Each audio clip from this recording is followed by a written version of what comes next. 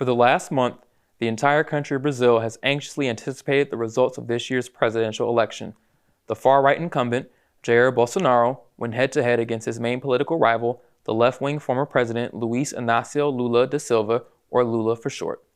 This election has shown how extremely polarized the Brazilian electorate has become over the past few years.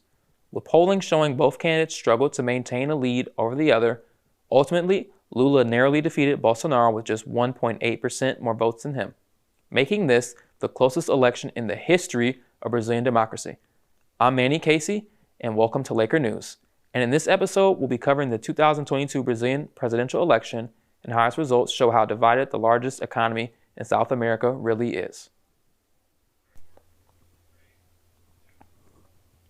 Much like many other South American countries such as Argentina, Chile, and Peru, Brazil has had a difficult history with democracy. In 1964, a military dictatorship overthrew the government and controlled the country for 21 years.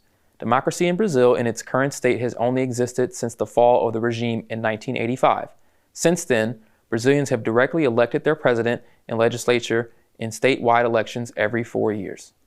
That's not to say that Brazil has been home to a stable political climate since the reintroduction of democracy. Especially during the past few years, Brazilian democracy has been rattled by various scandals that have shaken the political landscape. Most notably, President Dilma Rousseff was impeached and removed from office following the mismanagement of state-owned oil company Petrobras, which sent kickbacks to many Brazilian politicians. In addition, the funneling of multiple billions of dollars into lavish sporting events like the 2014 World Cup and 2016 Summer Olympics drew criticism from at home and abroad, since millions in Brazil struggle with living in poverty. Corruption and misappropriation of funds haven't been the only trend in Brazilian politics, but also the rise of misinformation and populism.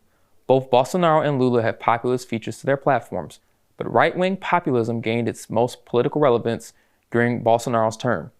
During his campaign for election and time spent in office, Bolsonaro has not only characterized himself as anti-LGBTQ, anti-women's rights, and anti-secular, but has openly condoned and advocated for violence to be used against political opponents.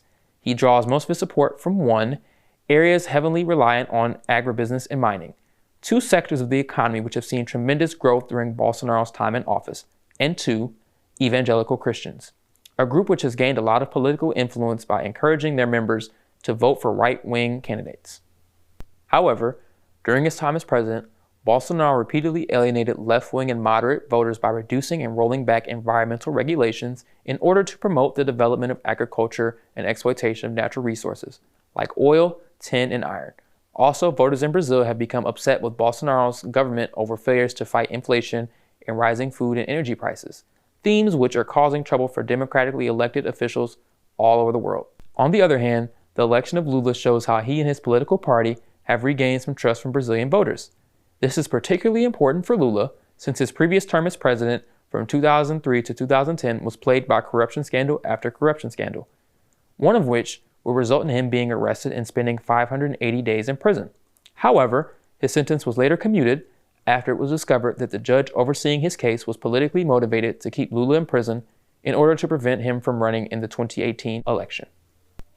Since Lula was already president of Brazil a decade ago, many Brazilians are already aware of many of his political positions and beliefs. He generally follows a center-left social democratic platform and campaigned on a return to normalcy from Bolsonaro's anti-democratic tendencies. Lula also stated that he will revitalize the protection of the Amazon rainforest and move away from the unfavorable global trade deals that, quote, condemn our country to be an eternal exporter of raw materials. Although the election results have been finalized, Bolsonaro has yet to officially concede to his opponent. The current president was silent on the outcome of the vote for 2 days, leaving many to wonder if he would challenge or denounce the results as former U.S. President Donald Trump did in 2020. Many supporters of Bolsonaro have participated in hundreds of protests against Lula's victory, including an organized effort from truck drivers to block numerous roads. Clearly inspired by similar protests in the U.S. and Canada, however, in a statement to the press 44 hours after the conclusion of the election, Bolsonaro acknowledged that he had lost but still did not concede to Lula. Nevertheless, Bolsonaro's chief of staff then took to the podium and stated, "We will begin the transition process strictly following the law." In short, the recent events that led to the election of Lula over Bolsonaro are not unique to Brazil.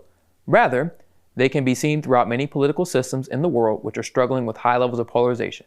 In fact, many of the developments in Brazil, such as the increasing power of the religious right, high levels of political violence, and rampant corruption, have fundamentally influenced the largest economy in South America. Now, with a new president, time will tell whether Brazil will transition into the promising world power that many political scientists over the past 2 decades have predicted it will become.